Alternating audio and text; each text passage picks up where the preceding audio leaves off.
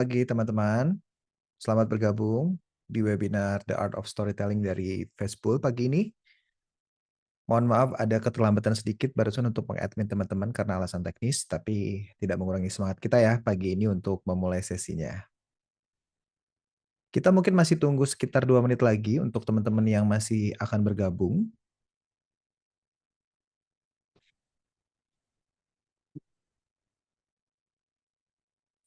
Saya mungkin mau mengingatkan untuk teman-teman nanti selama sesi presentasi, teman-teman bisa menyampaikan pertanyaan. Kami juga sudah menerima pertanyaan yang disubmit sebelum sesi ini berlangsung, jadi sudah ada pada saat registrasi.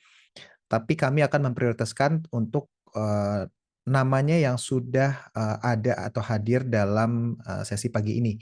Jadi saya minta tolong untuk teman-teman bisa mengatur nama di Zoom meeting-nya sesuai dengan nama yang diregistrasi supaya saya bisa mengidentifikasi penanya-penanya yang sudah melakukan mensubmit pertanyaannya ketika melakukan registrasi kemarin.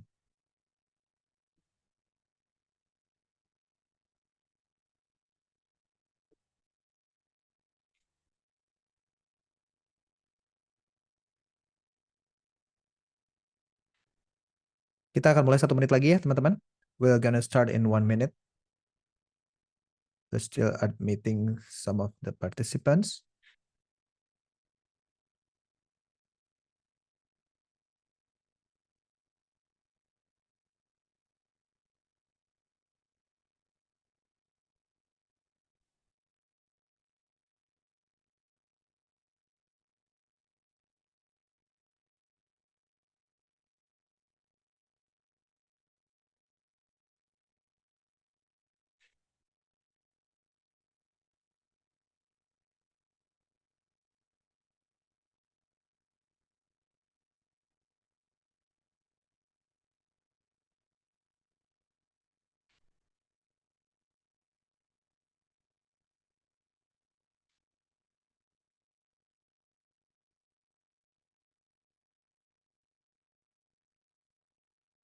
Baik, selamat pagi teman-teman. Kita akan memulai sesi webinar The Art of Storytelling. Selamat pagi, saya sekali lagi ucapkan teman-teman yang sudah hadir dalam webinar pagi ini. So, good morning everyone. Welcome to the Art Storytelling webinar. Sesi pada hari ini kita akan bercerita dan membagi expertise tentang pentingnya storytelling dalam dunia film dan industri kreatif, sekaligus memberikan kesempatan bagi teman-teman untuk berdialog langsung nih dengan filmmaker dan pendidik internasional berskala internasional, serta berbagi informasi singkat terkait kesempatan untuk studi di New South Wales di Australia gitu. Jadi ini merupakan salah satu destinasi favorit juga ya untuk mahasiswa-mahasiswa yang ingin melanjutkan studi di Australia. Nanti bisa tanya-tanya lebih lanjut sama tamu yang sudah ada pada pagi ini, nanti bisa berbagi tentang insight soal bagaimana sih sebenarnya studi di uh, New South Wales. Sebelumnya saya akan menceritakan sedikit tentang Fesbul. So before I start, I'm going to introduce a bit about Fesbul. So jadi Fesbul ini didirikan sebagai film festival pendek yang berlangsung selama 2021 dan 2024 dengan dukungan Kementerian Pariwisata dan Ekonomi Kreatif. Pada waktu itu, Fesbul sejak 2005 hadir sebagai ruang refleksi, diskusi, dan tumbuh bersama lewat budaya film. Fesbul menjadi pusat belajar, berbagi ide, dan memperluas wawasan, termasuk salah satunya dengan kegiatan webinar online yang dilakukan rutin seperti ini. Webinar ini merupakan bagian dari komitmen Fesbul untuk mendorong keterlibatan kritis dalam sinema dan storytelling kreatif. So Fesbul initially was a short film festival funded by a ministry by government, run from 2021 to 2024. Now it has transformed to become so it's no longer a film competition host, but evolved into a platform for reflections, discussions, and growth within the film culture. So we're leveraging its vast network of film communities and students across Indonesia. Festival remains a vital hub for young creatives and film enthusiasts to learn, share ideas, and broaden their perspective.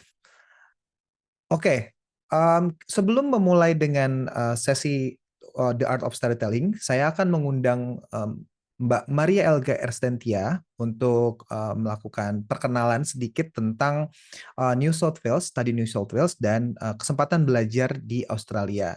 Nanti setelah presentasi, kita akan melakukan tanya jawab singkat, yang teman-teman juga bisa langsung tulis di kolom komentar, nanti kolom chat kalau memang ada pertanyaan, nanti akan kita bantu untuk fasilitasi. Oke, without further ado, I would like to invite Miss Elga, Mbak Elga, untuk melakukan presentasi terkait New South Wales, study New South Wales. Thank you, Mas Panji. First of all, thank you so much Berdika Recreation Team, Fesbul team, and also Excelsia University College for inviting me. I'm Elga. I'm the Associate Director of International Education from Study New South Wales, Investment New South Wales, part of the New South Wales government here in Indonesia. Jadi saya orang Indonesia, teman-teman.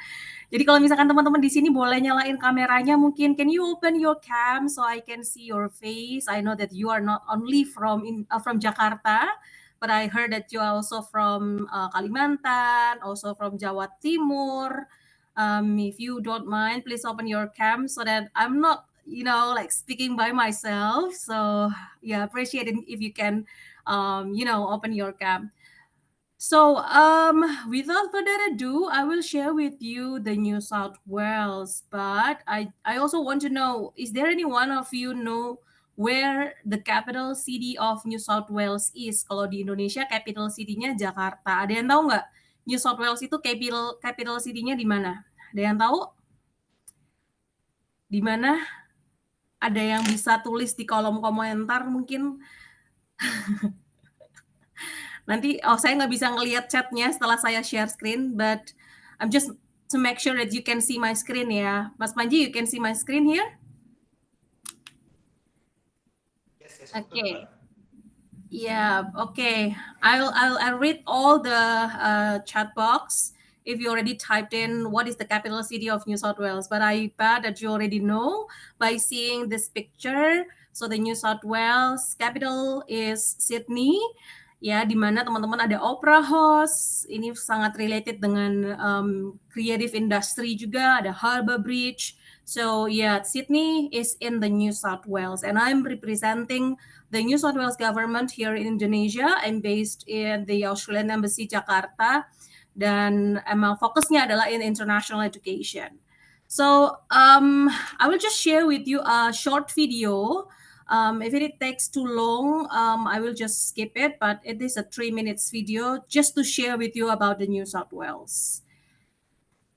Okay. Boasts some of Australia's leading...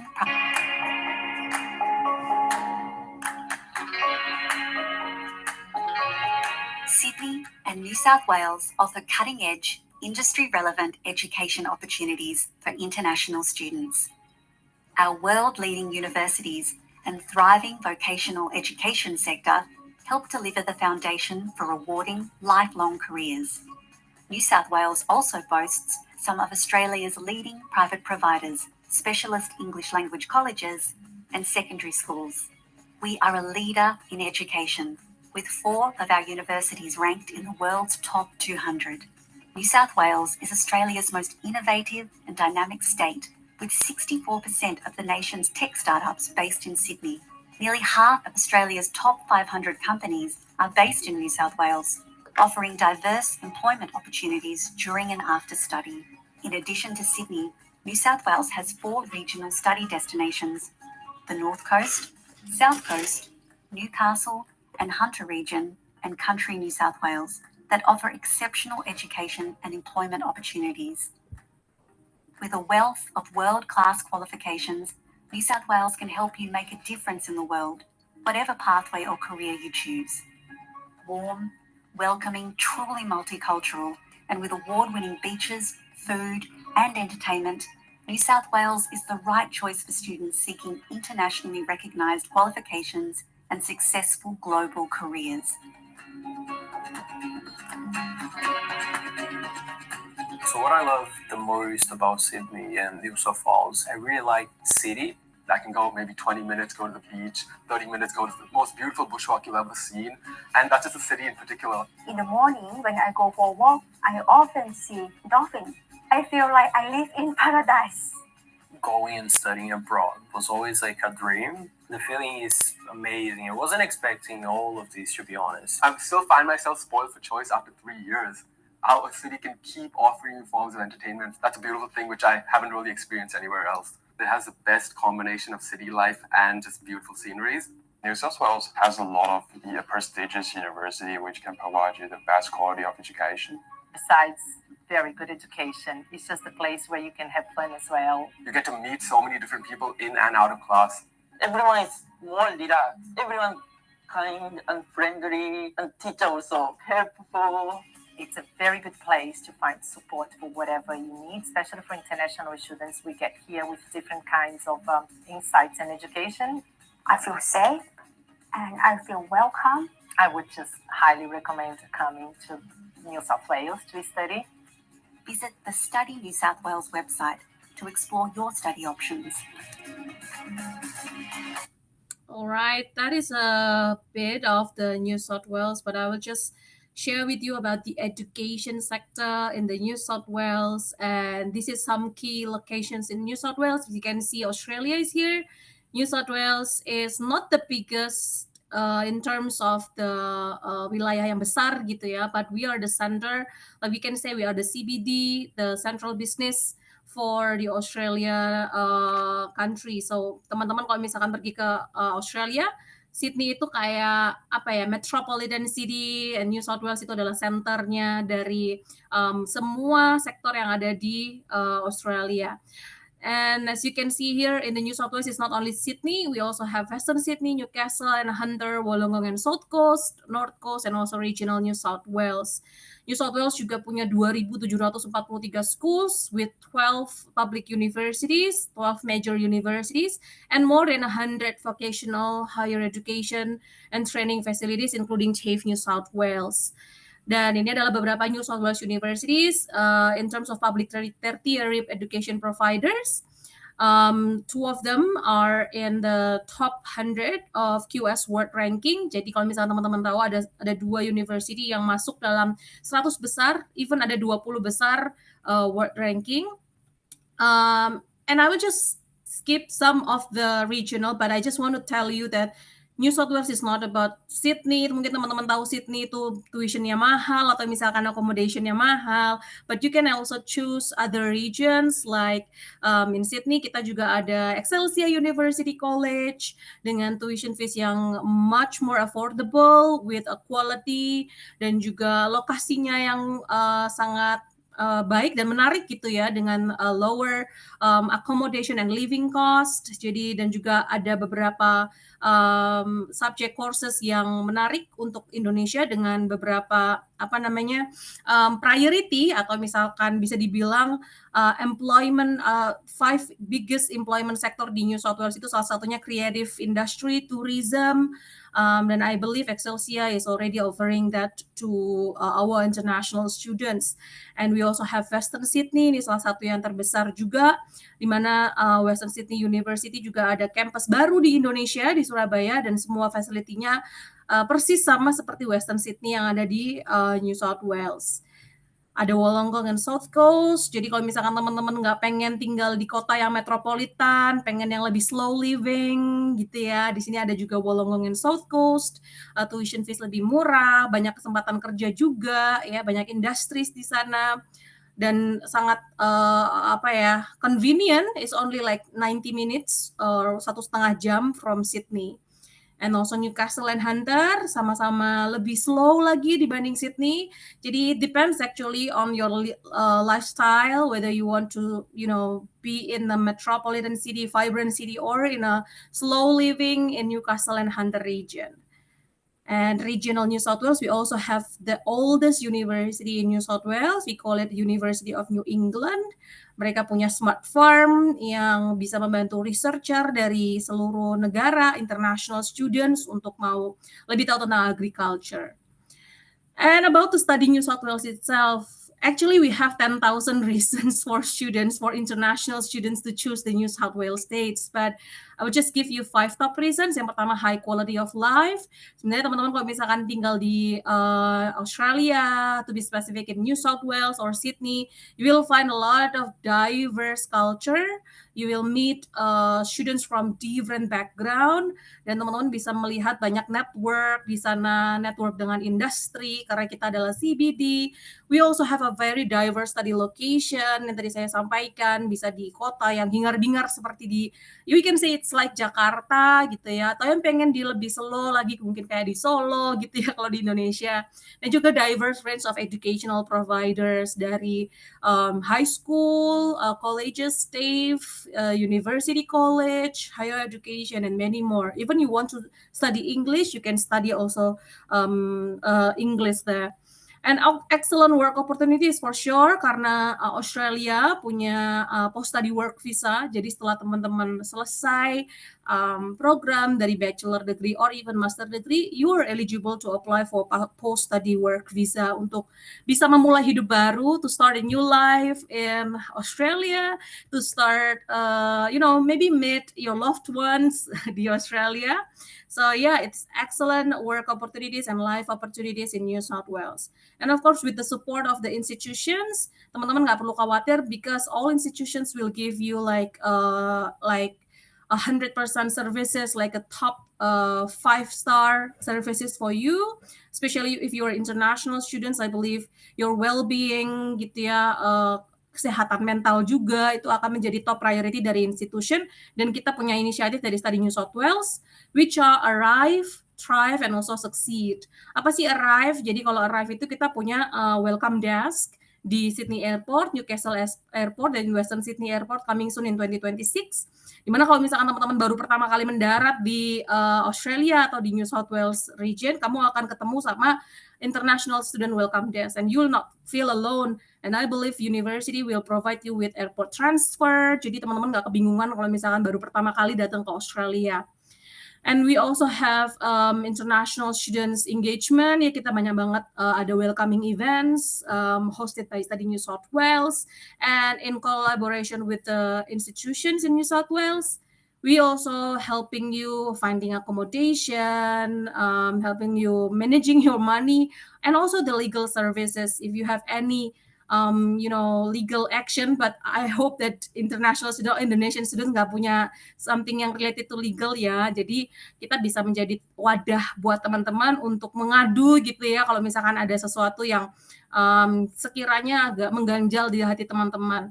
Dan teman-teman juga jangan khawatir karena di New South Wales kita punya PPIA Australia New South Wales, jadi nggak hanya PPIA Australia secara keseluruhan, tapi PPIA New South Wales yang sangat aktif di New South Wales untuk international students, khususnya Indonesian students. Ya, ini ada beberapa informasi yang sebenarnya teman-teman bisa dapatkan di website kita di studynewsouthwales.gov.au. And I'm open for any questions tentang belajar di Australia, terkhususnya di New South Wales. Dan paling menariknya adalah kami juga punya Succeed Initiative where we support working while studying for international students. Jadi teman-teman tuh sebenarnya punya kesempatan untuk enjoying your life, not only studying, but we hope that you enjoy your work, life, study, balance gitu ya. Teman-teman bisa dapetin minimum wage, minimum banget untuk casual work itu 23,23 per hour itu per 2023 ya. But by 2025 we can say during the weekend you can have like maybe 30 Australian dollar per hour. Nanti dihitung sendiri. Dan teman-teman punya kesempatan kesempatan bekerja part-time work itu 48 hours per fortnight gitu ya. Dan yang tadi saya sampaikan, teman-teman juga bisa punya kesempatan di post-study work rights atau post-study work visa setelah you complete your study in the institutions in the New South Wales. Yeah, I think that's all. A little bit information about New South Wales. Please connect with us. This is our website. You can also subscribe to our mailing list. Dan ada email address saya kalau misalkan teman-teman mau, just in case teman-teman mau belajar di sana tapi masih bingung mau kemana gitu ya, bisa bertanya dengan kami. That's all. Thank you, Mas Panji. Over to you. Baik, terima kasih Mbak Elga. Wah, seru banget ya. Jadi pengen sekolah lagi nih saya, walaupun mungkin umurnya udah kelewat tapi nggak apa-apa. Thank you. We haven't received any questions so far, tapi teman-teman kalau ada yang mau nanya nanti tentang Study New South Wales juga bisa taruh di kolom chat. Mungkin we're moving to the next session where we invite Cameron to share about the art of storytelling from this webinar. So Cameron, I'm gonna pass over the mic to you.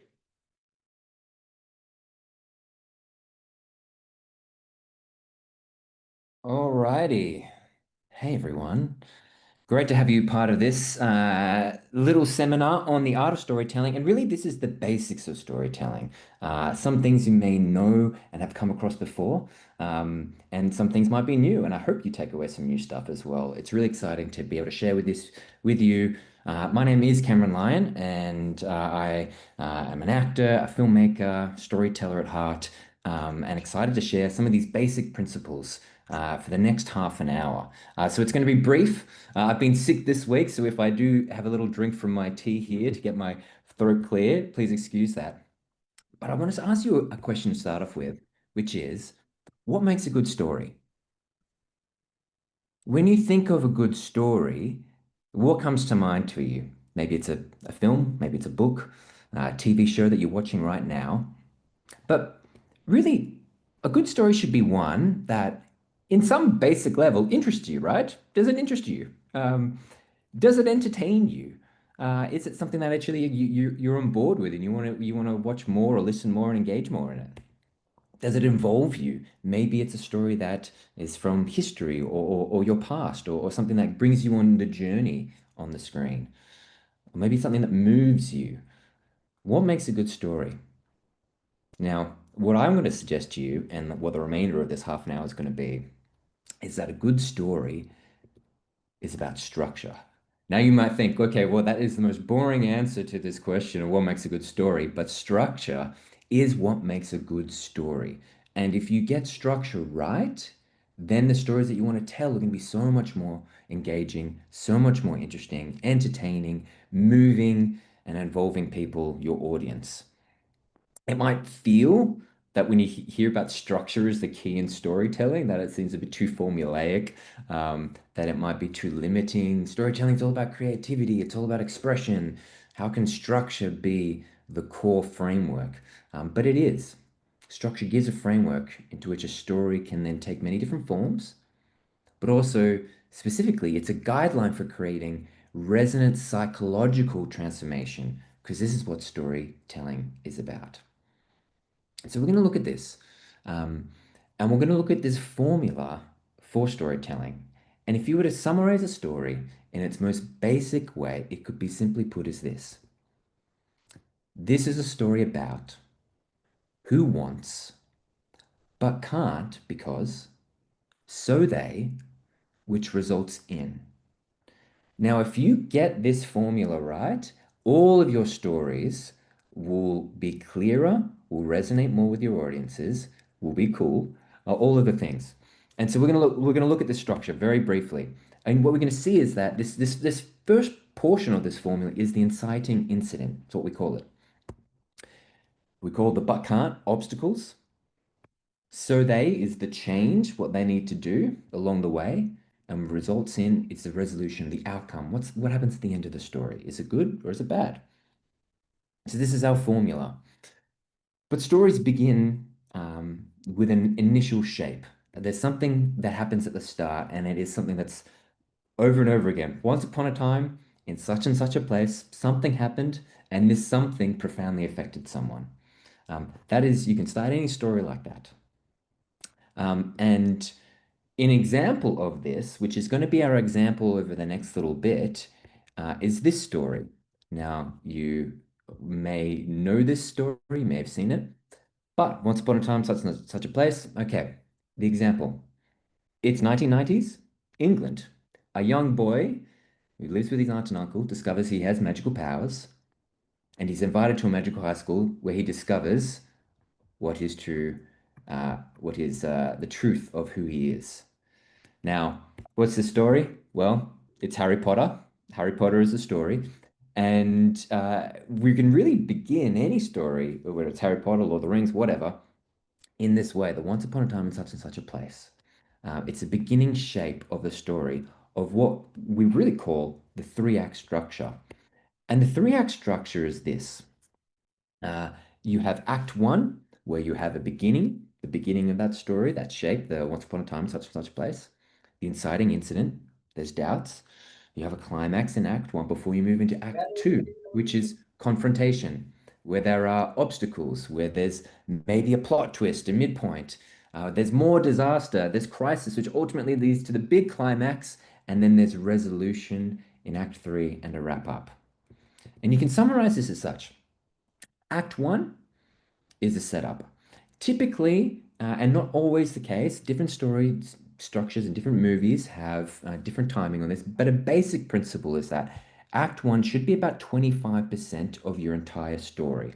And the idea there is you're introducing the main characters, you're introducing the world, the initial situation, you're establishing the story's dramatic premise, and you're setting the stage for the conflict. We then proceed into Act 2, the confrontation. It's about 50%. It's the bulk of a movie, and it is to show your protagonists, your main characters, struggle as they pursue their objective, their want, their desire, and they face obstacles, and they build tension towards a confrontation with the central conflict. Then there's Act 3. Typically, again, 25%, some less, but that's to bring the story to its conclusion, resolving the main conflict, and tying up the loose ends. Now, if you get these kind of structures right, this is a bulk of stories in the films and the movies and the TV shows that you watch about this structure. Now, the most important takeaway of the 3-act structure is an understanding that one event must then lead to another, because that will then create a unified action and meaning, and it creates the semblance of what we have as a story. So again, we have Act 1, Act 2, Act 3, and all these little points that are going to help progress the story along, and all these points are going to be interconnected in some form. Now, you might be wondering what this this triangle thing here is, or what that is the protagonist's journey. It's the raising of the stakes, that as the story progresses along, so does what's at stake, the rising risk for the protagonist, what's at cost for the protagonist as they go on this journey, which should ultimately come to a climax.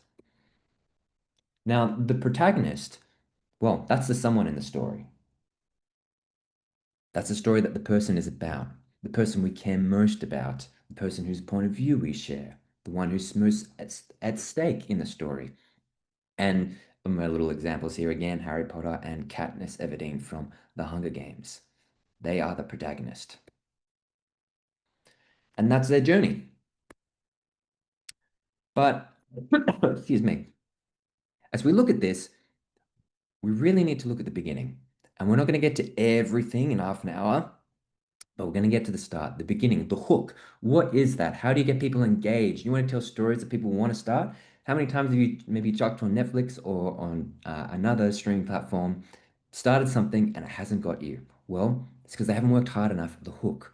They haven't worked hard enough at the beginning to reel you in. Now, the hook, it's the first of these dominoes in your story. The hook isn't necessarily like what's going to immerse the audience in the main story, but it's this thing that gets the audience experiencing and getting involved in the story.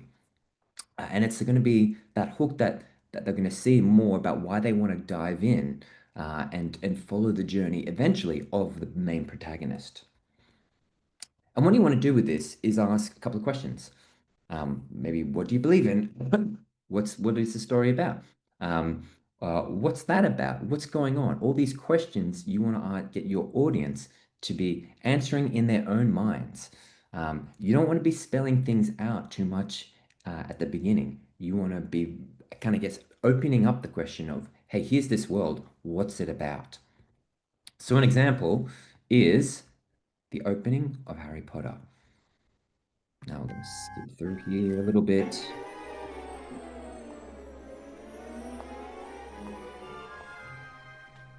So here we have Dumbledore. Strange magical device. Cool. Getting the light. Magic.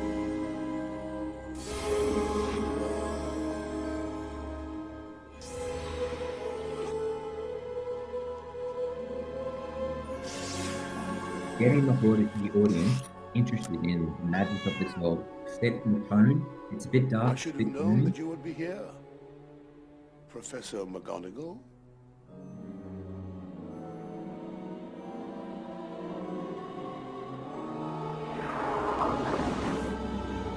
Okay, now we have transforming people. Good evening, Professor Dumbledore. And the boy? I'm just going to skip ahead a little bit.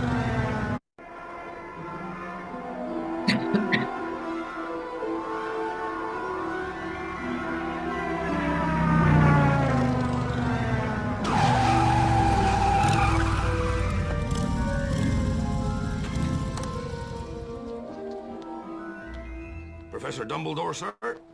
Professor McGonagall. No problems, I trust, Hagrid? No, sir. Little tyke fell asleep just as we were flying over Bristol.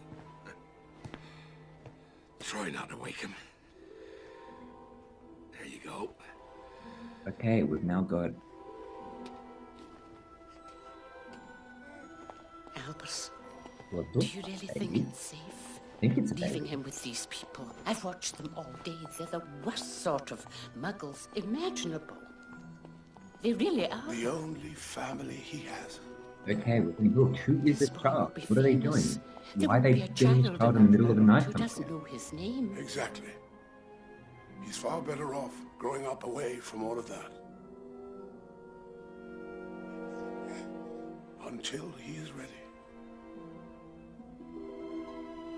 Notice we haven't seen the child yet.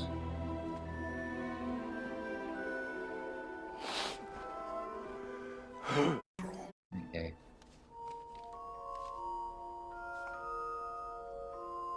Good luck, Harry Potter. Okay. So, that is Harry Potter. Oop. Now! Moving on from that. So let me share the screen here. One moment.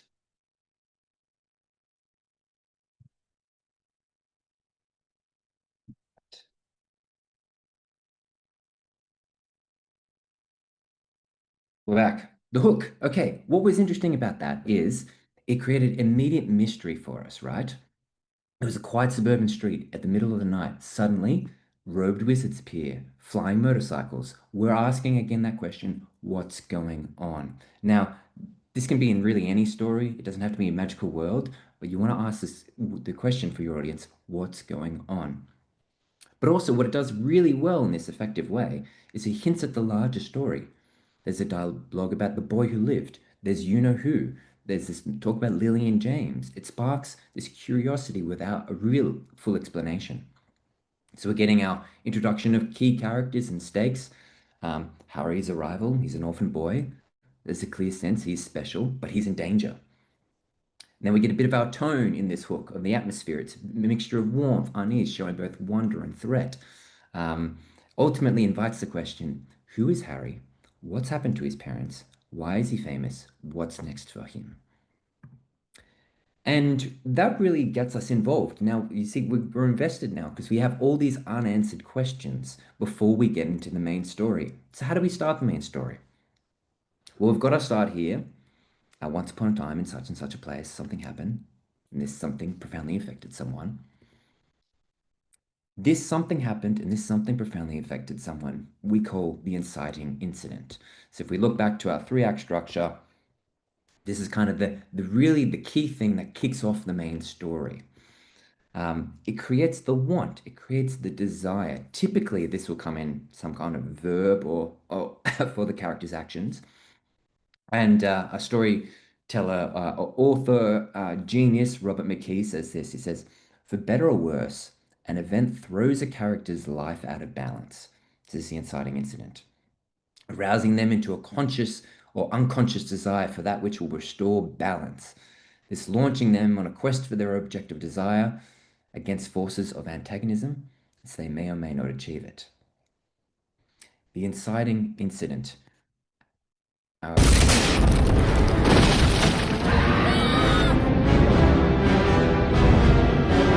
Now, if you haven't seen Harry Potter, then this is a moment where he and his family, now he's a teenager, he's grown up, and they've run away, and the big giant Hagrid. Breaking and entering! Dry up, Dursley, you great prune.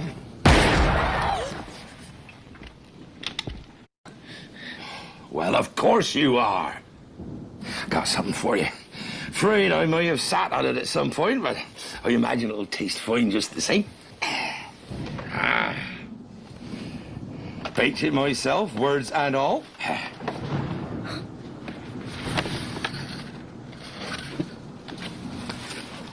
Thank you. It's not every day your young man turns 11 now, is it? Hey?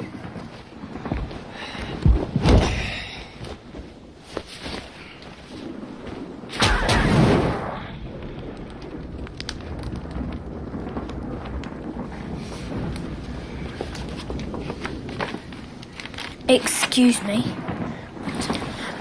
Who are you? Rubius Hagrid, keeper of keys and grounds at Hogwarts. Of course, you'll know all about Hogwarts. Sorry, no. No? Blimey, Harry, didn't you ever wonder where your mum and dad learned it all? Learned what? You're a wizard, Harry. All right. So that is the start of what we call the inciting incident, where Harry is invited into this world which he wasn't once part of, and he's understood now that he is a wizard, and it's kicking off his journey as the protagonist. And it creates a desire to know more about himself, and that's this journey that he's going on. For Harry, it's a journey to belong and discover who he truly is. It's the start, and it's then what he is going to be propelled into as he discovers more about his past and what happened to his family. Now, inciting incidents and journeys, it can be a multitude of things. It could be, going on a journey to find something and bring it back home, like to find Nemo, to find the lost ark, to find the Holy Grail. There's a variety of ways that this could go. Now, what's really important here in storytelling is also understanding the want and desire within your genre. Now, you might be running an action film or an adventure. Very basically, what's the want of your protagonist? Well, it's probably most likely to save the world from a villain. James Bond, maybe to stop a nuclear disaster.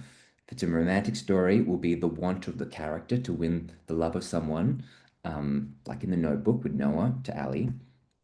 A mystery, it could just be simply a detective wants to solve a murder and find the culprit. In a fantasy and science fiction, it could be the defeat of a dark force threatening the realm, like Frodo in Lord of the Rings. It could be, in a coming-of-age story like Moana. So a young person wants to achieve independence. That's their want. They want independence or self-fulfillment. And so Moana then ventures to the reef beyond to find her identity, her independence.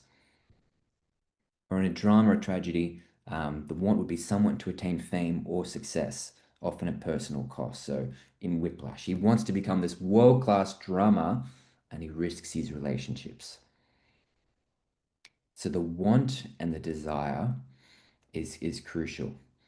But here we have what is core to storytelling. The protagonist has their want or desire, but there is conflict in the way. Conflict is essential to storytelling. You need to have issues and obstacles in the way to tell your story, because it will also tell your audience what they need to overcome in order to get that desire and want. And that's what makes an interesting story. So we look here back at our 3-act structure. Really, the bulk of Act 2 should be thinking about, are your protagonists overcoming obstacles? And obstacle after obstacle, not just one, but a number of them, that will propel your story on, and they will learn something. And as they go in these obstacles, each one The stakes are raised a little bit higher. They need to achieve a little bit more. They need to overcome something a little bit bigger as the journey progresses. So the want and desire serves as the driving force of the plot, propelling the character into conflict or obstacles, and they change as a result of the conflict. We'll skip a bit about that, antagonism, and we'll move on to kind of like where the story goes with this. The story has a goal or resolution, the want. Does the character get it, or do they not? And they have the conflicts and the problems to overcome the obstacles. And really what I want to highlight for you is the obstacles are the fun stuff to write about as well. That's the stuff where you can throw things at your characters that they might need to overcome. And this is a tip that I often give writers is don't think of like your want and your desire, these two end goals, which are really important in the structure, that then you have to try and figure out what are their obstacles, and it's really laborious and it's a really hard task. You kind of know where they want to be, but they've got their obstacles. Make the obstacles fun for you as a writer to throw out at them, that they then have to try and figure out how are they going to overcome it. You will have so much more fun and enjoyment as a writer if you do that. If you see obstacles for your characters, it's not only core to the storytelling, but really fun to do so as well. So that's a little hot tip for you. So we have our story structure. This is a story about who wants but can't, so they, which results in our inciting incident, obstacles, a change that needs to happen, and resolution. And another little tip I want to give you as well is the idea of but versus then. Now, then in terms of storytelling is when you would say something like, he went to the store, then he bought some milk, and then he went home, as an example. Using then in storytelling is just more or less a diary. It's not really that interesting. If you're just always using then, okay, this guy went to the store, then he bought some milk, then he went home, then he met up with his family, and then he went to sleep. The next day he woke up and did the same things again. It's showing us what's happening. It's showing a sense of time passing, but there's no tension or change. It's really a diary account. Now, there's times where you might use that in a story to create a different notes of tension within your story, where things just might be a very flat sequence. But the but is a far better way to write. Buts create conflict and obstacles. It signals a complication or a twist. So in our very bland example, he went to the store, but the store was closed. Okay. The character's goal, the character's want, which was to go to the store, is blocked. It creates a bit of tension. And it raises that question very naturally. All right, well, what's he going to do? What's the outcome? What's the next step in the story? Whereas if we have the he then, and then he bought milk, and then he went home, it's a bit meh. But in your storytelling, it creates momentum in the story and makes the next choice matter. So another example, very, very simple, very basic. The hero escaped the castle, then ran to the village. And you're like, cool, that could have been a really interesting part that we missed out on, of escaping the castle, then ran to the village. All right, interesting. Wouldn't it be far interesting if we had a but in this example? Let's throw it in there. The hero escaped the castle, but the village was already on fire. I'm like, oh no. Now we've got some conflict. Now we've got a raising of the stakes. Remember in that chart, not only has he just escaped the castle, oh no, but now the village is already on fire. Like, what's he going to do? But in your storytelling, writing, and structure creates conflict and obstacles. So we have all our obstacles that we're going to throw at our characters. We're going to have fun while we do it. And it leads us into Act 3, and we need a kind of some resolution here as well.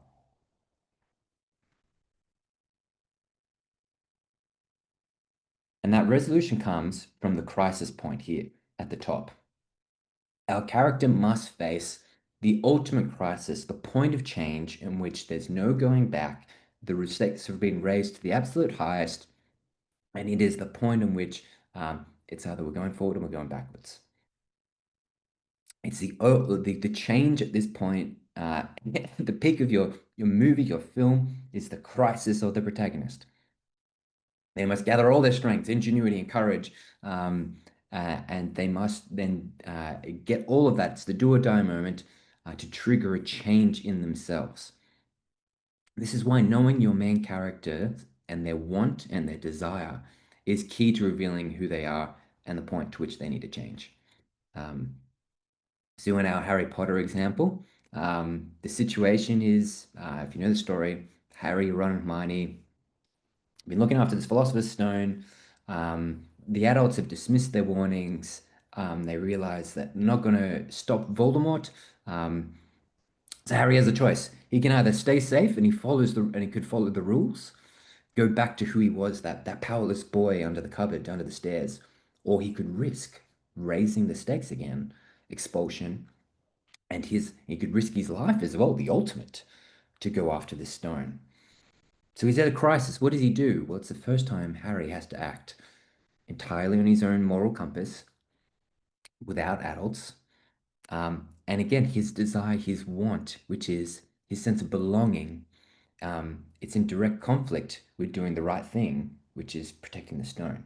So he wants that belonging. He wants the belonging at Hogwarts, and yet there's this point in which he's in this conflict. Does he do the right thing at the risk of his life and his want? Knowing again your character and their want is the key to revealing who they are at this point of change. So they have the climax. And it's the final battle, as we sometimes refer to it as. The protagonist versus the antagonist. We didn't get heaps into that today. You'd have to come and do the Bachelor of Screen Production at Excelsia to get a bit more insight into that, which you should do and should really consider. But it's the battle in which the protagonist must engage with their want and desire. This could be external, or it could be an internal battle as well. And with that confrontation, there's an outcome. If the hero overcomes their demons, if they overcome a point at which they need to change, then they might be rewarded. If they fail, it could be punished, or it could be a tragedy. And so there's different ways in which this could go in our 3-act structure, in the resolution at the wrap-up stage. And here's some ways. I mean, this is Kurt Vonnegut's Shape of Stories, which you could look up as well at a different time, to show there's so many different variations of storytelling. As much as I've outlined a bit of a formula for you to tell a story, it could really go anywhere. It could be the man on the hole. Main character has to get out of trouble and get out of again and ends off in a better experience. It could be more like this one, the from bad to worse. Things just keep on going bad and bad and bad. It could be any number of these different shapes of storytelling. But you can notice in all of these different ways in which they go, we won't go into them, is that there's structure to them. There's a bit of a pattern there. Now, we've looked at one part of storytelling, which is a 3-act structure.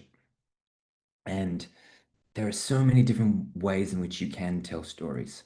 The 3-act structure really is one of the most fundamental and the most basic, from which I would recommend everyone understand and get on with first and try and learn within that, because the bulk of storytelling is founded in that. But there's all these other techniques like the Freitag curve, the hero's journey. There's a 5-act structure. There's the Save the Cat Beats, this really interesting book. Freitag's pyramid, all these different ways of telling stories. And so I hope this has given you a bit of an insight into kind of, this is one structure of formula to help you with your stories. If you really can get this, if you can really ensure that you're sharp on what you can write this out, and this is what I recommend people do. If you have an idea, literally just write this out. This is a story about John, who wants a block of cheese, but can't because he has no legs. So he creates robot legs for himself, which results in the robot legs taking over his life. Now, I just made that off the spot, but cool. Now we're kind of in this really interesting place of, wow, okay, so it's taking over his life. What does that mean? It raises a few questions. Literally just write it out as that, and you can then flesh out and build your world from there.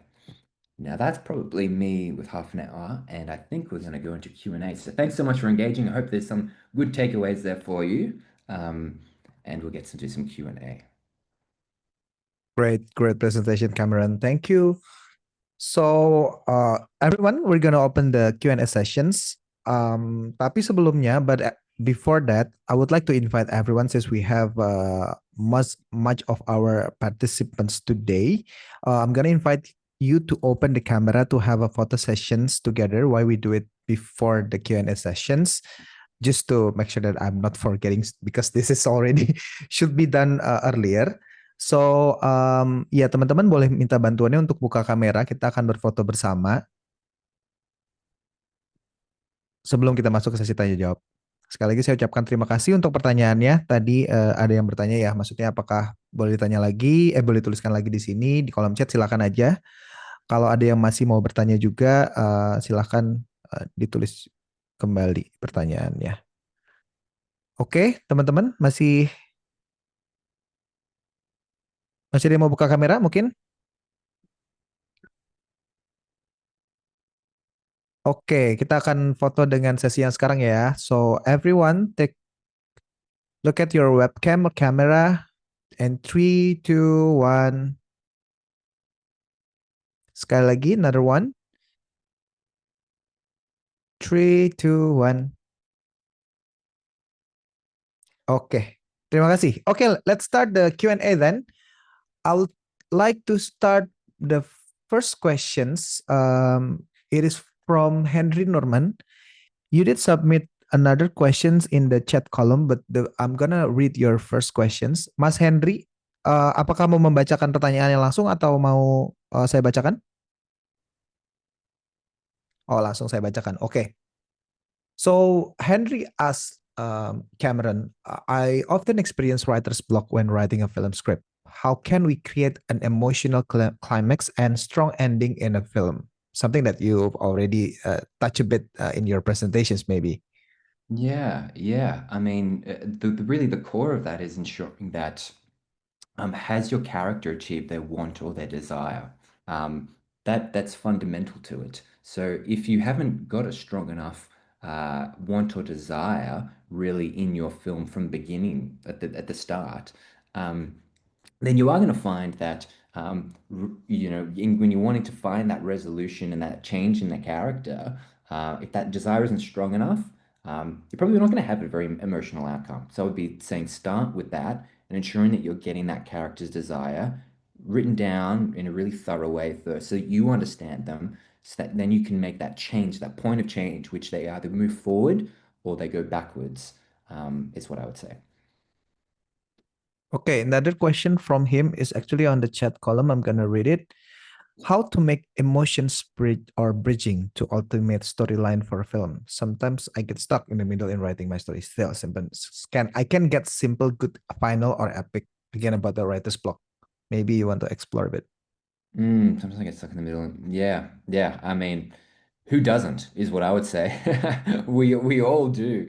I mean, that's a badge of honor as a writer, I would say. So well done for even getting stuff on paper for number one, because starting stories is hard.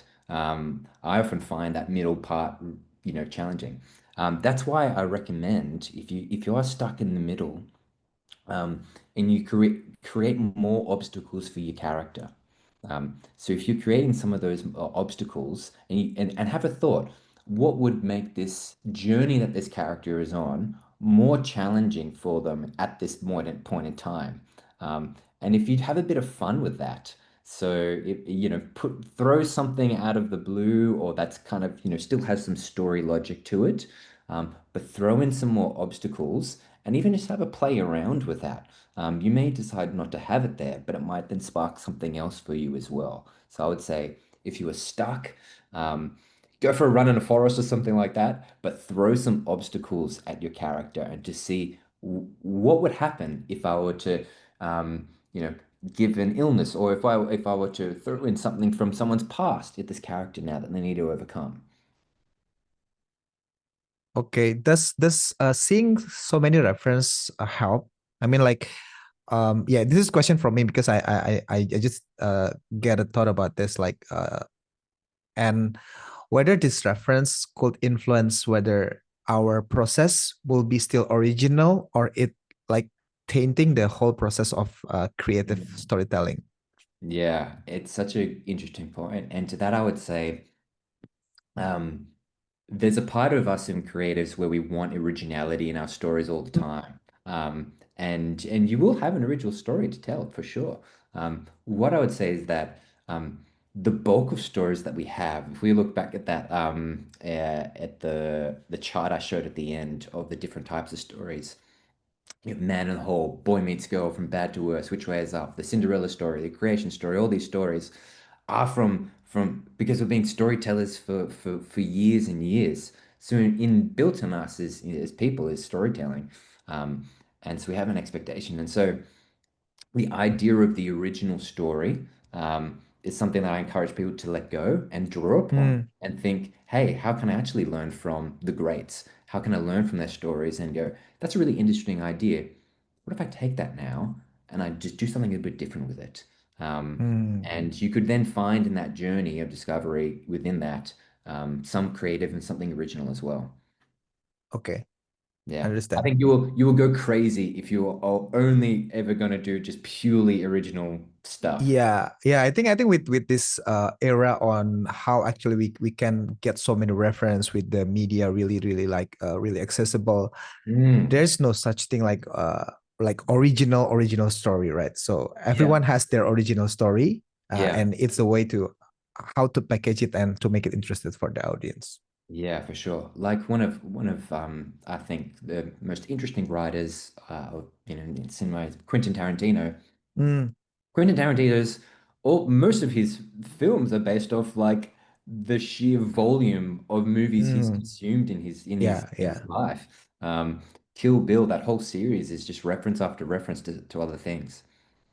Yeah, So yeah, don't be afraid to take reference from other movie, other filmmakers, right? yeah, for sure. Okay. I'm gonna move to the next questions from Muhammad Irfan. Um, are you here? Okay, I'm gonna read it anyway. As a director, how we do align our vision and storytelling approach with the whole crew? Yeah. This is another point in filmmaking. Usually, like we have our ideas straight. We got our cast, we got our story, and then there's a whole crew to manage. Yeah, really good question. And I think that it's a question that really starts earlier on. It starts in the pre-production phase of your film. So in your pre-production, before you've actually got on location, you started shooting, you should be even recruiting people who you think already you've seen some of their work and that aligns with the vision you already have. And so you look at directors who use the same cinematographer for a number of projects because they know that that cinematographer has a look and that will align with their vision. Or they've gone, hey, I saw their work in that movie and I'm going to grab them because that's exactly what I want for mine. So there's a point in which, as a director, you kind of need to actually recruit the people who already Mm, kind of are on board with your vision in some sense. Um, and then that's part of the art of directing as well. It is to mm. direct. It is to actually indicate vision. It's to actually show references. And so in that pre-production phase, ensure that your storyboards and your visual references that you're wanting to do uh, are very clear.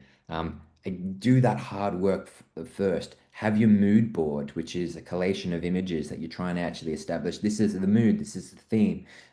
This is a dark horror, or this is a very light comedy. Again, go onto websites and take screenshots of films that you really like that look and put them in. And that's going to be a really easy couple of steps to get people on board. Okay, interesting. Um, next, it's still about challenges in film productions. This is question from Iwi Marahena. So she asked about how do you overcome challenges in the film production process and how do you deal with criticism or negative reviews of your film, for example? Yeah. In terms of the how do you overcome critiques of your film, it's like anything. Anything, it's quite scary putting a film that you've done. Maybe it's a short film, maybe it's a feature length.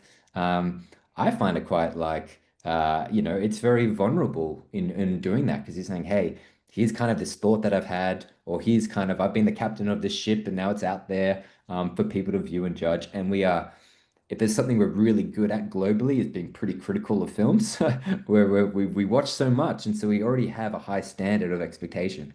Yeah. And so I would say, don't let that hold you back from putting it out there, but have a posture of learning as well. I would say, don't think that your film is the best thing of all time. Go, hey, I worked really hard at this. I might think it's pretty good, but be open to actually feedback and say, how can I take this to the next thing and learn more? An example I share with students quite often, there was a director, and he did a few failed films in Hollywood. He did a few thrillers and horrors that didn't make anywhere near the money it cost to make the film. Now he could have given up at that point, but he kept on pushing forward, and he pushed on forward, and he didn't let his setbacks take him out of the industry. Because anyone could have just written him off from these flops in these films, like losing tens of millions of dollars. So nothing small, no small chain, losing tens of millions. And what he did was he put his head down and he worked hard and he worked at a script and he went to studios and the studios knocked him back and he kept on going. Ultimately, he landed a deal and that became a three-part series that then is one of the highest grossing films series of all time. And that's The Lord of the Rings. And that director is Peter Jackson. Peter Jackson, just before he did Lord of the Rings, had just a streak of flops. And then what he creates is arguably the best trilogy of all time in film history canon. And so I just say, hey, use some of those things, press on forward. Very, very useful tips. So then don't get like too down with like negative reviews. Like maybe try to win the audience, right? Yeah. That's And so many, there's like filmmaking's hard. And even the best directors will look back at some of their work and go, yeah, that was terrible. Like, or why did we have that scene in? That should have been cut like ages ago. Yeah. Yeah, especially with the rise of social media when everyone not only critics like common user can post their comment online, Yeah. sometimes very mean, like how actually like do you take that seriously when getting like review or feedbacks from your film, like from like social media comments, for example, or just like for fun usually? I mean, I think you have to have a posture as a creative to take the wins and the losses, and to learn at every stage. So you do need to have an air of your own growth and not just like I think that's where the point in which you go, no, this was a masterpiece. And if you don't get that it was a masterpiece, I think you need a self-reflection at that point to go, actually, yeah, I probably could learn. And also you should know that there are just trolls on the internet. There are just people who want to just make Yeah. people feel bad. And so take it very lightly at the same time. Okay. We're moving into next question, still about social media. This is from Johannes Gatot Subroto. How about the growth of social media now that changed the habit of editing? Fast cut, high pacing editing, vertical frame, and cinema has a very unique style with the wide stillness for long conversation without cut. Do you Yeah. think this will give impact to the movie storytelling style or more conflict and short scene page? Like, how is it like balancing between the needs of us to consume like long movie and also like short verticals in the social media? What are your takes on this? Interesting Yeah, question. really interesting question. And it's one that I guess is something that the studios are also kind of journeying with. There was something interesting that I read this week, actually. that Gen Z, so the generation demographic, are actually turning and wanting longer form feature films. And so they're wanting, if they go into the cinema, a 3-hour epic film. And I think that the reason that is because there's two different mediums here. There's our, I'm sitting on the couch and I'm just flicking through, doom scrolling, wanting my 5 seconds of injection of dopamine versus actually going to a cinema and going, you know what? I need to get rid of that phone for a while and just be present in a story and be immersed and take me there for 3 hours. Wow. And so it's really interesting that studios are kind of moving in this way or thinking that there's some growth, which is I didn't actually see coming. I would have actually thought previously, yeah, it may impact the editing. There's really fast-paced hooks at the start. But I think they will remain as two different mediums, and two different mediums in that people will know actually I can appreciate cinema for what it is, and I actually want to reject some of those ways in which the kind of hyper intense, bright, quick edits in social media go. Yeah, so I think we probably will have just a bit more clarity in that. Yeah, because it goes parallel, right? I think the question is more whether it will influence each other or in the long term, like the cinema will take over or fight backs with this vertical format media consumption and everything. Yeah, What do you yeah. think? The vertical, there's been talk for a while about like the vertical. I don't see that happening, personally. My take is that the studios won't want to make things vertical because there's already inbuilt infrastructure around the world for cinemas that are in landscape format. The studios want people to go and watch their films in the best way and the best experience, and that's in a landscape format in the Yeah, infrastructure. yeah. That would be my take. Okay. Um, Sorry, I missed a one question from Han Dewi. Yeah, so I'm gonna move back a little bit. So you were talking about sequence during your presentations, and how many sequence per act? Han Dewi, if, I'm not sure if I get your questions right. You can clarify as well. But how many sequence per act? Maybe like like is there any standard for sequence like Yeah, per act? ideally how many? Because I'm a beginner, so I don't know. Yeah. I would say as a blank the rule of three is a pretty safe place to be. If you have in your second act, in the confrontation, in the obstacles that need to be overcome, if you have 3 obstacles, that'd be great. But you actually might want to expand that. It depends on the story that you're telling as well. Typically, the rule of three is pretty good. And then you can, as you progress and you get more understanding, you can nuance that a little bit more. So rather than it being an obstacle, it's actually a disaster. And it's something actually where the obstacle is so much worse than what we previously thought. And then it becomes the disaster turns into the crisis. Yeah, so I mean, I shared, I think, 6 points in the Act Two confrontation. Again, that's a rule of three, so you might have 3 in the kind of first half of Act Two, 3 at the tail end of Act Two. Okay, I hope that's answered by Handewi.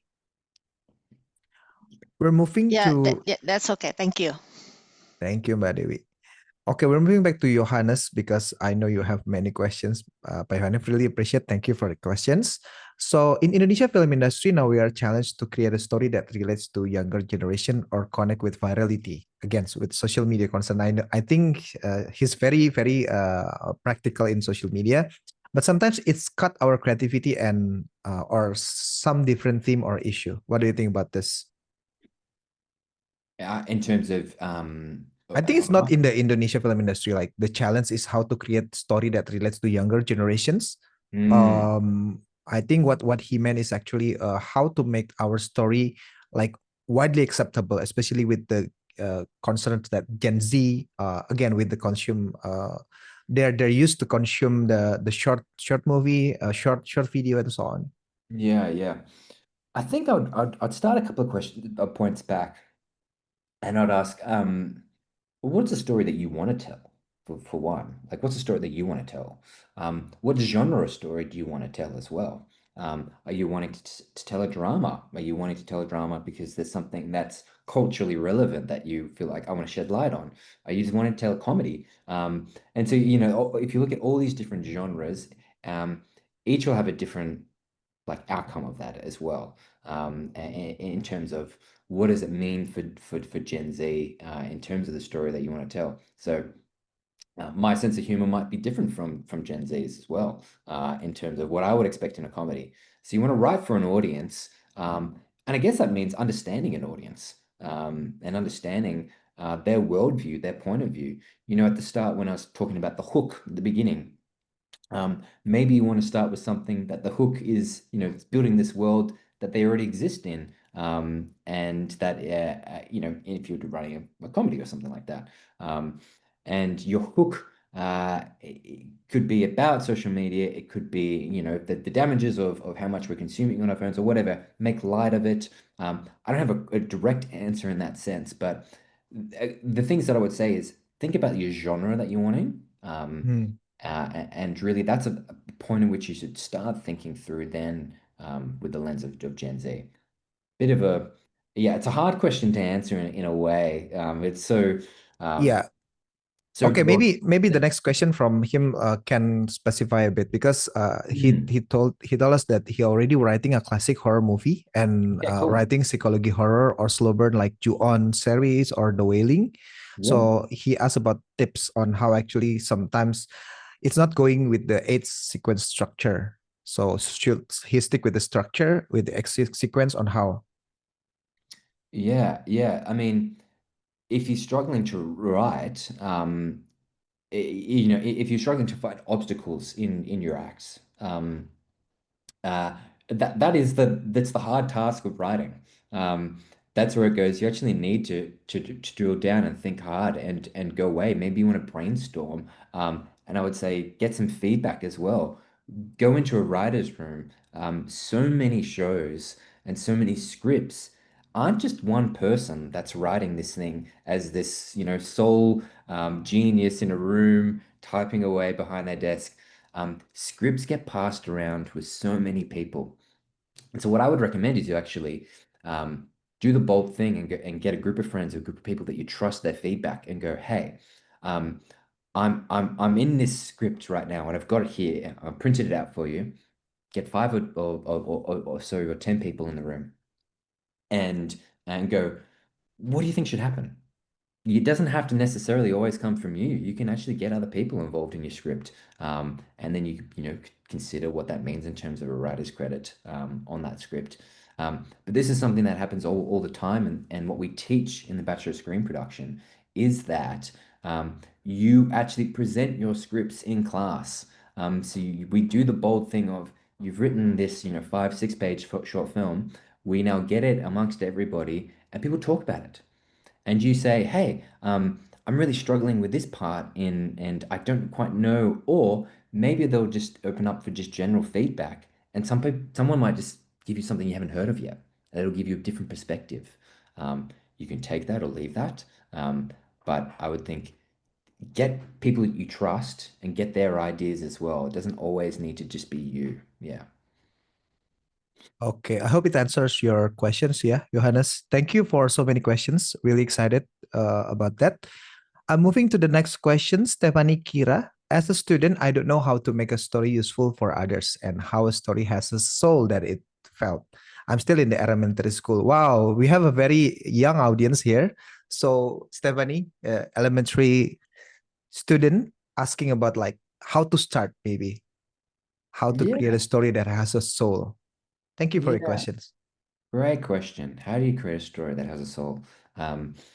And that's what we all are trying to do. We're all trying to tell stories that have a good, you know, soul to it and a good meaning or a reflection of the great story that we live in.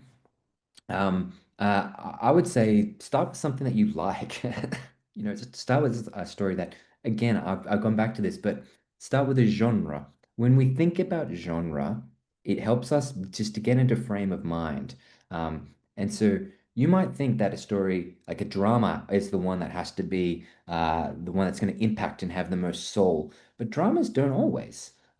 Comedies can often have a lot of heart and a lot of soul in them as well. And you know, the idea of the jester to the king is one that the jester actually shows where the king is wrong and makes fun of the king, so that they can actually see more of themselves and what's going on in the world. And so that's what comedy is really good at as well. So if you want, excuse me, to make a story that has impact, maybe you want to do it as a comedy because comedy impacts people as well.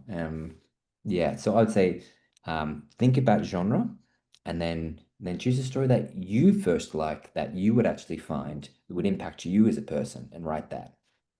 Yeah, I agree. I mean, sometimes when we work something that we really like, of course, it's gonna be exciting. Always keep the excitement. So when you experience like a block or challenge or something, then you can just overcome it because you really like doing this something, right? Yeah, yeah. Great question. Okay, thank you for the question, Stephanie. Next, Leonard AB. As a filmmaker, what is your daily workout for your visual or story reference? Well, there's different seasons of which filmmakers will go in, so it depends on where they're at. If you are in a development stage, so you know that is writing the script. You are developing the idea, you're expanding it out. That's where you might want to bring in a bunch of those, in your routine. Once every couple of weeks, bring in your writer's room, bring in your friends to review your script. Um, yeah, it really depends. I mean, it's such a broad way. Everyone's approach to writing is different. I like I get in zones as well where there's just days where I go, I can't actually write right now, and I'm feeling really dry, but I'm gonna just write 100 words, and that's all I'm gonna do in writing 100 words, and if that's my goal, if I'm feeling kind of like a daily kind of workout type rhythm, you'll often find that if you just set that goal at 100, it might turn into 2, 3, 4, 500, and then you go on a roll. So I guess it's do you have a timeline for writing your script, and what do you want to do with it for one? Um, and have some goals in place that you can go and take them down. Don't take like I need to write 20 pages in a week. Like remove that from that burden from you if you are just kind of doing this and starting off. That again, I go back to Quentin Tarantino just because I've heard a lot about him. He when he's writing a script, he has the luxury of doing this because he's a big filmmaker. But his routine is very, very interesting. He gets up in the morning, has a nice breakfast, makes himself that he's got some nutrients, that he's fueled for the day ahead, has a swim, gets writing, writes for a little bit. Maybe he sets a timer for like 2 hours, has some lunch, goes have another swim. He finds that doing something like swimming for him clears his mind, that he can then go on and do something active. That might be a run, go for a run. Doing some form of exercise to get the blood flowing is really helpful. I find, and I don't know if there's some science behind this, that, I have a notepad that's ready for me after I have a shower because often when I'm in a shower, you're in a more relaxed state of mind. And so you might want to actually put a notepad around after you have a shower to go, wow, my brain just relaxed and this idea just came to me and I need to write it down. Those are some tips. Great tips. Thank you. I hope that answer, yeah, Leonard. Next one is from Tida Aditya. I have questions about building many obstacle. How to build many obstacle in Act 2. Yeah, I think we talked a little bit about that one, about, getting your writer's room going. If you're really struggling with there, then that'd be awesome. Okay. I think we have all the questions in the chat column. But I have one interesting question that pre-submitted to us, because let's talk a bit about the film industry in Australia, because the question is how actually like Indonesian filmmakers can make a break or build a career in Australian film industry, perhaps with a film, I don't know, like small projects or whatsoever. Like they really need to know like this opportunity. Yeah. Really good question. The Australian film industry is it's a big player in the global scene, and a lot of films happen and get shot in Australia because of a variety of reasons. They get tax incentives, so it makes it cheaper for Hollywood to do films down in Australia. And so we also have very good crew, and so there's a couple of ways of thinking about it. One is think about what kind of crew role do you want to start your career in? And Australia's a great place to do it. And so, you come and you study and do bachelor screen production with Excelsia. That's a really good opportunity because you actually are engaging in the industry and thinking through about next steps in your career anyway. But what the course really does incredibly well is get you prepared for a crew role ready for the Australian industry. And so you'll learn about different techniques, about what's expected of you on set, because one of the ways in which the industry works is profoundly by word of mouth. And so if you do a good job on one film, might get a recommendation to another and another and another. And so you want to ensure that you've got good proper training before you step out, because if you step out too early, that you might actually blunder something unexpectedly. So you ensure that you are on it and that you are hardworking. Because when Hollywood brings their big films down to Australia, there's an expectation that the crew there are trained really well, and that because they want to make a lot of money off them. So that's one way which you could go down and thinking about it. So it's kind of there's a lot of different ways you could just be an independent filmmaker and do short films and put them in festivals and try to make a name. I would say ensure that you're getting proper training and then and getting the insights from those. I mean, all the lecturers in the Bachelor of Screen Production have been in the Australian industry or are still active in it as well. And so you're getting trained from people who have had boots on the ground in that space that can give you insights as well. Well, yeah, I think in terms of maturity, Australia is a bit more advanced than Indonesia for sure. And I think one of the ways actually like I don't know, maybe pursuing study or get a study in Australia, where you have like a really like mature ecosystem, and then you can build networks like you mentioned, because it's already like Hollywood style standard productions crew, right, and ecosystem and so on. So because you touched on such a good point then, which was networking. Because in film industry, it's not about like talent, script, or storytelling. No matter how great you are, it's all about like building your networks, like exposed to that international environment. Absolutely. And the amount of stories of students that have within their cohort gone on and like recommended someone else in their cohort to come on something else and vice versa. So your networking starts within your course, in your studies, and not beyond. Not just beyond. Okay. Another question, interesting questions from the pre-submitted registration. Okay. This is about does Excelsia University offer full scholarship? Something that Bobby already raised hand, and you might want to answer this question. Go for it, Bobby. That's you, mate. Perfect timing. I was actually going to ask a question. Okay. But yeah, you can answer this one first, maybe. Yes. So we do offer scholarships. We do not have full scholarships, and that was partly one of the reasons why I actually put my hand up to talk about the courses that we have at Excelsia. Cam has also been our course coordinator for our screen production at Excelsia, so he's a lot more aware of the way we have designed our program and the benefits students have of studying. But coming about scholarship, yes, we do offer scholarships for the benefit of all your viewers, students, and team. I want to let you know that we do have an in-country representative. She is the country director for Excelsia, based out of Surabaya, Miss Yvonne. And so if you want to talk more about the scholarships or opportunity that are there to study, you can always connect with her. I can share her details with you, and we can take it forward if that happens.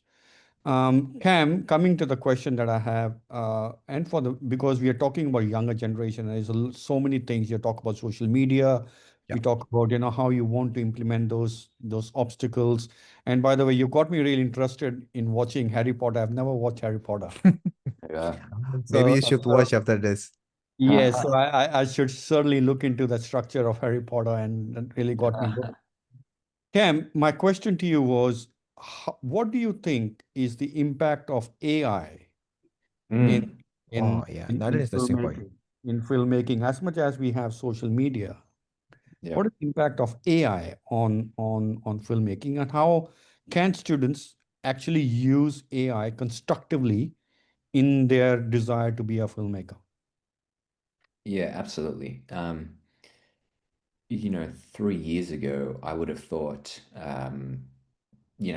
filmmaking would be the world in which AI is not really going to touch. We're just text-based things, maybe screenwriting. But we're seeing weekly different technologies come out, or different ways in which the generative works and replacing people in scenes is dramatic in its increase of its capabilities. So I think we're at a really interesting place in film history. And there's a couple of things. So there's one in where a lot of the guilds, and so we get in Hollywood, and I refer to Hollywood as a lot because Hollywood really, as much as there is a global film network, and of course it doesn't run everything, but it's kind of almost it's the gold standard. It's what we need to hear and learn from in many ways. The writers' strike that happened last year was really about this. It was about ensuring that writers aren't going to be overtaken by AI. And so the Writers Guild had a big strike that then stopped a lot of productions going on. And so I think that there is a very real understanding in Hollywood that they want to retain jobs to people. So there's in that part, there's like a real conflict there and a real holding of that.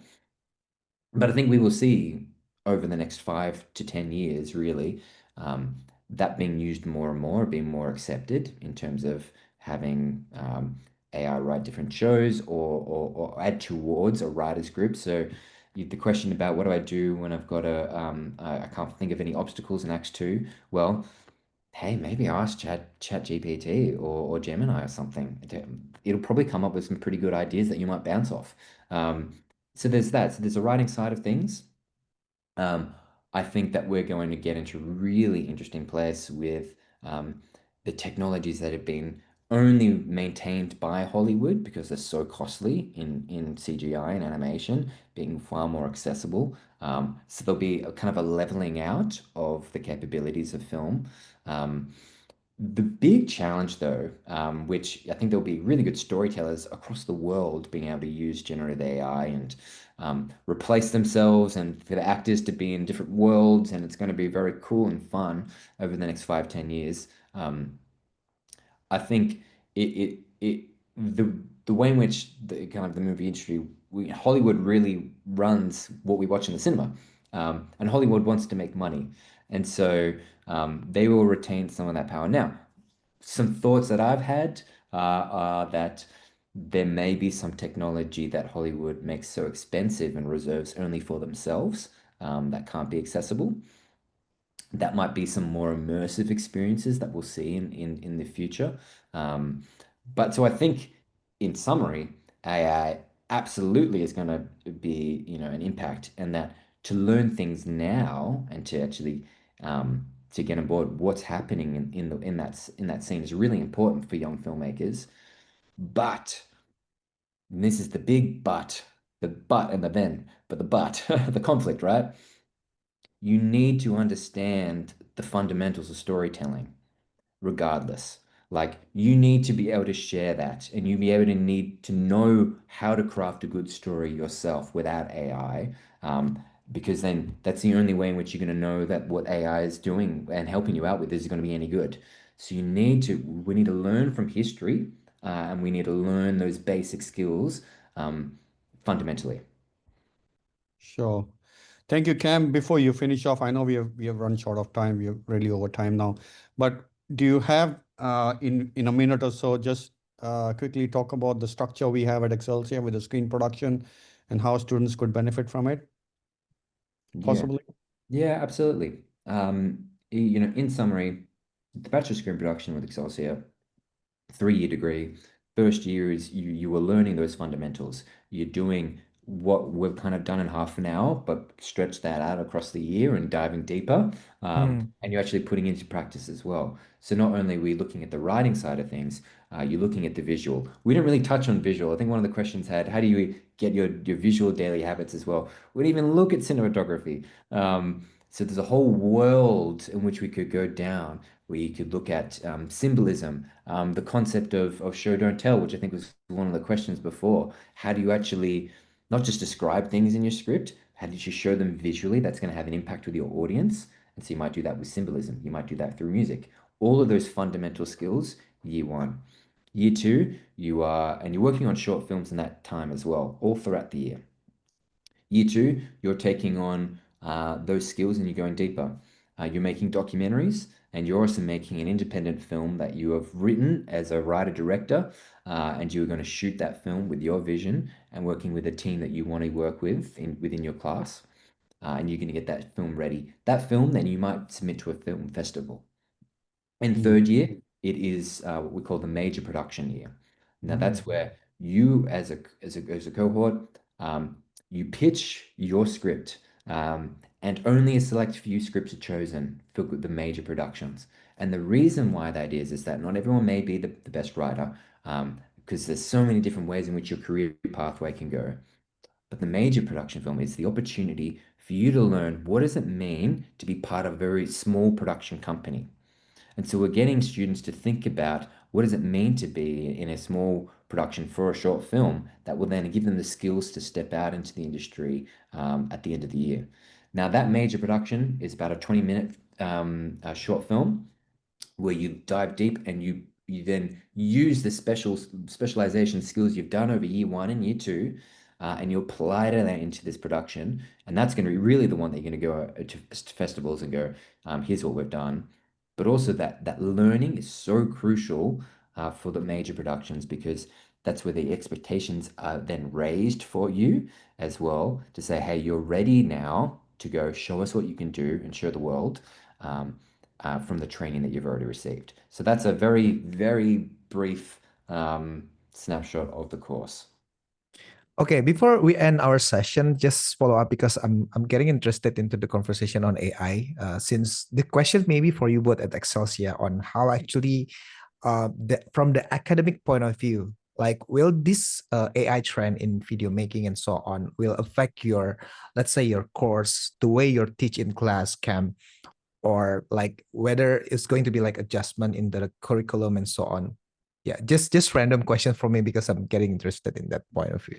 No, it's great. Look, every course, and what Excelsior does really well is there's always continual improvement with what's happening. So across any course at Excelsior, there is continuous improvement and looking at what are the technologies and what are modern practices and how is that going to be enacted and how are we going to teach. Now, those modern practices also have the foundations of history as well, and so you kind of need both in a way. So if you just neglect the history side of things and you neglect where these technologies actually occurred and who came up with those ideas, yeah, so I think that's what Excelsior does well. And so yes, in terms of being in tune, practicing, encouraging, again, that idea is what we want to do first is going, can you do this yourself? And then go and learn and be aware of things and experiment. And so it might be, hey, we've taught you how to light correctly. We've taught you 3-point lighting. Now do that. And maybe you didn't get the shot that you got on set. Hey, chuck that into AI and get another shot that you get, experiment, see what its limitations are as well. Was it quicker for AI to do that? Or is it quicker for you to actually go and get your team to do it or cheat in a way? We use the word cheat a lot in film because everything you see is a cheat. Yeah, it's a limitation, breaking the limitation, right? Yeah, for sure. So, I mean, those are just some quick thoughts. Yeah. That's great. Bobby, anything to add? See, this is from an academic point of view. I mean, Cam has really spoken from screen production, but in all our courses, we do have that challenge of how students are are trying to cheat or break that barrier of trying to bring in the best in class. And so, I mean, from a student perspective, when they are using, say, for example, ChatGPT or AI, based platforms, they're trying to get a better score, or they're trying to get work done quicker than what they would otherwise if they had to put in their own effort. So we do have a comprehensive process put in place to identify or de-identify students who are using that. But we have to first of all recognize that there is an impact of AI in all our programs, not just limited to Excelsia, but across all industries. So we recognize that, and we are constantly evolving. As Cam said, continuous improvement is part of our process. So it will something that we will continue to use and be better in that. Okay, awesome. Thank you both. Thank you Cameron. Thank you Bobby. Terima kasih juga Mbak Maria Elgat for the presentation on New South Wales. So teman-teman kalau misalnya ada inquiry, ada pertanyaan, nanti bisa terhubung dengan Cameron. You are on social media, LinkedIn maybe, LinkedIn, where the participant can connect with you. So everyone, please add Cameron. It's a privilege that you are here today. And before we end our session, I'm gonna make a short announcement regarding the future cooperation between Fesbul and Excelsia.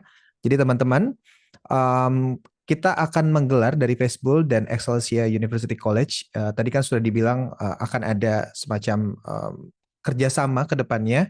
Jadi ini akan dimulai dengan kegiatan bootcamp virtual selama 3 jam yang kemungkinan waktunya akan pada pekan pertama bulan Desember.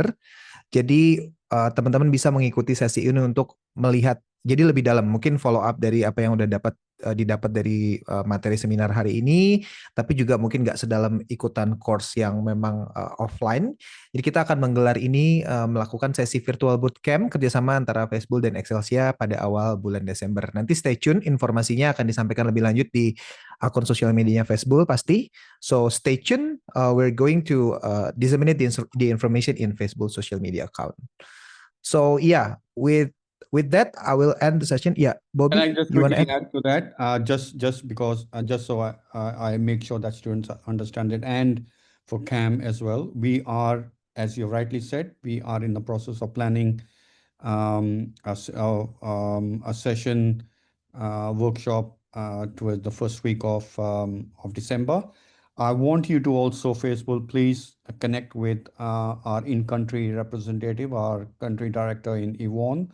I shall get you to connect with her, who can help you also further in promoting Excelsia and the courses, the students that they may have about Excelsia programs. Cam could be there, could be one of the presenters. I'm not sure. Cam has still to confirm, but if not, we will have a faculty from screen production who would deliver the 3-day program in the first week of December. And once again, thank you to your team, and of course Vignesh and Elga for helping us through this day. And I look forward to working with you and seeing all the students during our session in December. Thank you, Bobby. Oke, saya ralat sedikit tadi, bukan 3 jam ya, 3 hari. Maaf, ada sedikit salah baca. Jadi 3 hari sesi virtual bootcamp kerjasama Fesbul dan Excelsia. Stay tune untuk di awal Desember. Oke, thank you for Cameron, Bobby, Mbak Elga tadi. Thank you for Fesbul. Thank you buat teman-teman semua yang udah hadir dalam sesi webinar kali ini. Semoga sesinya bermanfaat. Kita juga akan ada nanti cuplikan-cuplikan potongan dari sesi ini yang akan diputar di sosial media account-nya Fesbul. Jadi stay tune dan follow juga info-info terbaru dari Fesbul. Baik, wabillahi taufiq wal hidayah. Wassalamualaikum warahmatullahi wabarakatuh. Terima kasih teman-teman. Sampai jumpa lagi. See you all. Bye. Bye-bye.